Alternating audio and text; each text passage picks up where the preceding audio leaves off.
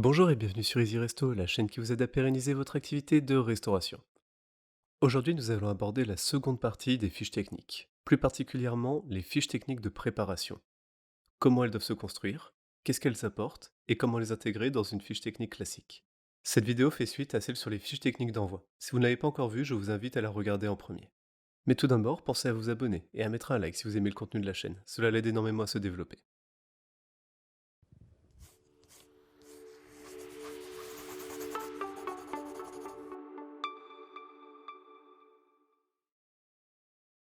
Une fiche technique de préparation concerne tous les types de produits semi-finis que l'on trouve dans une cuisine ou dans un bar.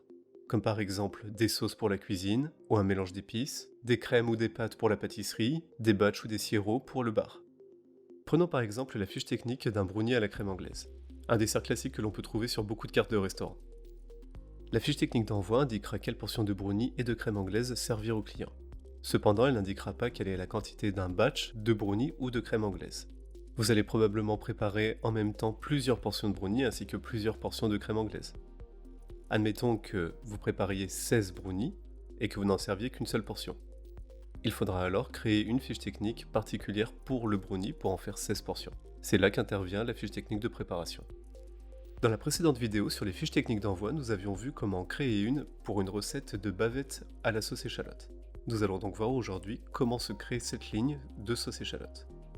Vous pouvez voir apparaître le modèle que nous utiliserons aujourd'hui. Celui-ci est téléchargeable gratuitement sur easy-resto.com.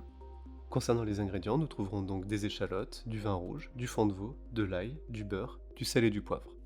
Comme dans les fiches techniques d'envoi, chacun a donc son unité, son coût matière unitaire, sa quantité et le coût final de chacun des ingrédients, soit la quantité multipliée par le coût unitaire. Attention à utiliser la bonne quantité pour chacun des ingrédients. Par exemple, pour les échalotes, 850 g représente le poids brut des échalotes, avant d'être épluchées donc. Cela permet d'être plus précis sur le calcul de chacun des coûts. Le coût total de cette recette est donc de 4,56 € pour obtenir 1,14 litres.